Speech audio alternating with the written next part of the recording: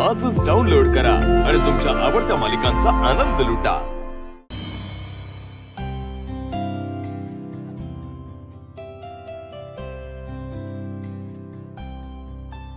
ए झाले काय सगळी व्यवस्था केली ना? हा आणि ए अवलक्षण आहे तुला सांगते, तू फक्त वरवरचीच कामं करायची। आता त्या बायका येतील त्यांच्या पुढं पुढं करायचं नाही, समजलं? जाऊ ग।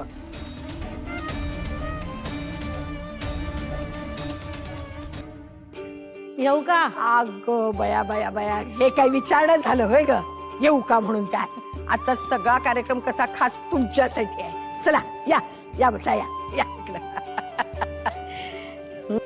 या बसा ग, बसा बसा। हा काय ग, किती छान नटून आलाय ग। नमस्कार।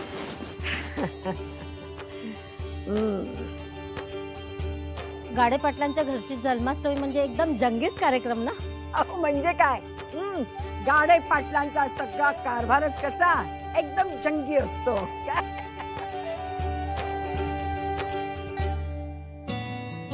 तू सिद्धूची बायको ना ग? हो, अगदी नक्षत्रासारखी आहे हो। रेणुका, दृष्ट काढ तुझ्या सुनेची।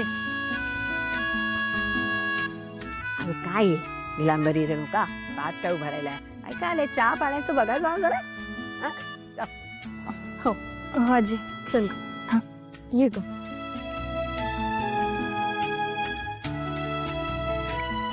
मी तुम्हाला काहीतरी खायला घेऊन येते। असं दे ग, तुला बघूनच पोट भरलं। घ्या ग, चहा घ्या। हे बघा काय काय ग, एक मिनिट हा।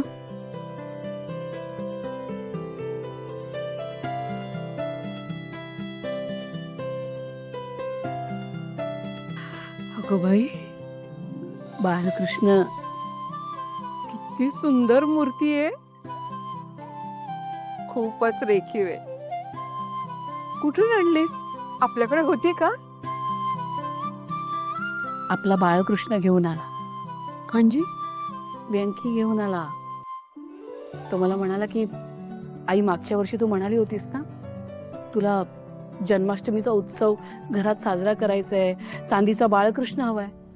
मी तर विसरले पण होते सासूबाई, व्यंकीच्या बरोबर लक्षात होतं। गंमत असते नाही सासूबाई, म्हणजे बघा ना, म्हणायला व्यंकी माझ्या पोटचा नाही, पण माझ्या मनातलं सगळ्यात जास्त तोच ओळखतो। मला बाळ गोपाळ घरात हवाय हे हरीश किंवा संतोषला माहितीच नव्हतं। हरीश आणि संतोषला कसं समजावं की व्यंकीचं स्थान माझ्या मनात सगळ्यात वरचं का आहे? खरंय तुझं। अगं, आई मुलाचं नातं हे जन्मावरून ठरत नसतं। तसं असतं ना तर यशोदेने कृष्णाला एवढा जीव लावलाच नसता। आई आणि मुलाचं नातं ना हे जन्मावरून नाही, कर्मावरून ठरत असतं। हे बघ, आता हा व्यंकीने बाळकृष्ण आणून दिलाय का नाही, तर आपण त्याची पूजा करूयात। हा, मला जन्माष्टमीची पूजा तर करायची आहे सासूबाई, पण आपल्या घराची परिस्थिती तुम्ही बघताय ना, कसं करायचं? परिस्थिती कशी असू दे, तुझ्या मनात आहे का नाही बाळकृष्णाची पूजा करायची? मग आपण पूजा घालूच या। सासूबाई, तुझ्यासाठी नाही, या बाळकृष्णासाठी, आपल्या व्यंकीसाठी आपण पूजा घालूया। हा बाळकृष्ण नक्कीच काहीतरी मार्ग दाखवेल बघ आपल्याला।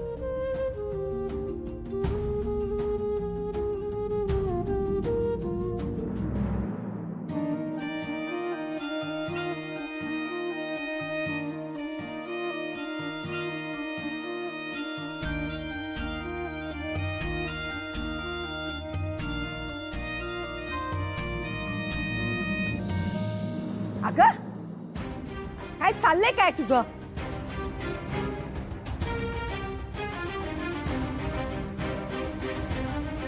फक्त तेवढंच काम कर.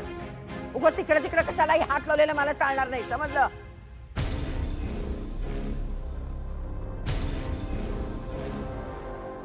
आणि हे बघ, हे जेवढं झाले ना तेवढं केलंस. आता ते बाहेरचं ती सजावट कर.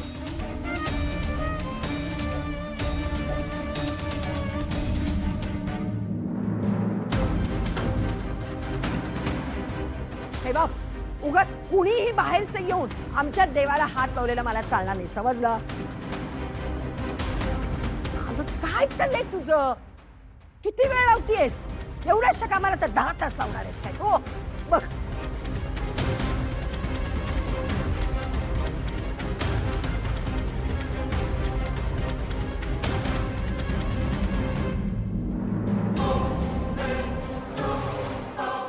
अगो बाई, ए उठ, उठ आधी.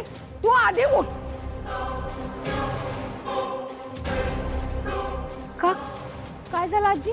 काय ग, तुला लाख वेळा सांगितलं, परत तू इकडे तिकडे शिवाशिव करायला लागलीस. तुला काय अक्कलच येत नाहीये? चल तू बाजूला हो, आधी बाजूला हो. झाली तेवढी सजावट तुझी पुरे झाली. हो बाजूला.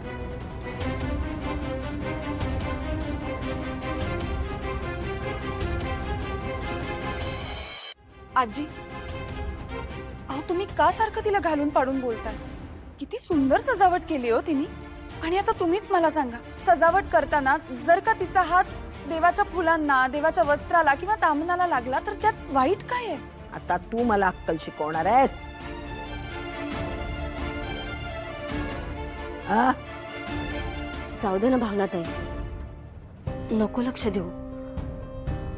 अगं असले लई प्रसंग पाहिलेत मी. कसं असते माहिती का, काही माणसासनी देव या तामणात का त्याच्या कापडात दिसतोय. त्यांना हे कधी उमगलंच नाहीये ग का देव माणसाच्या मनात असतोय. ए, तुझी बडबड बंद कर. हे गाडे पाटलांचं घर आहे, तेव्हा इथं कुणीही येऊन फुकटचं ज्ञान पाजळलेलं मला चालणार नाही, समजलं काय?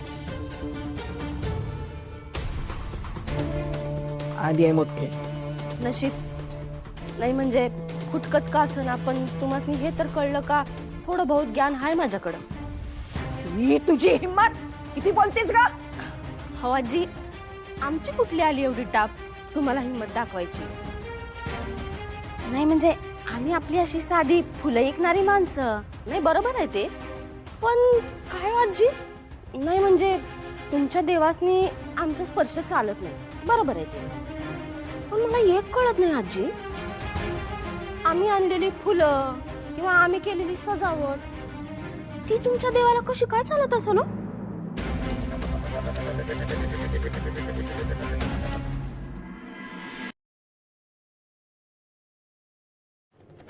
लक्ष्मी निवास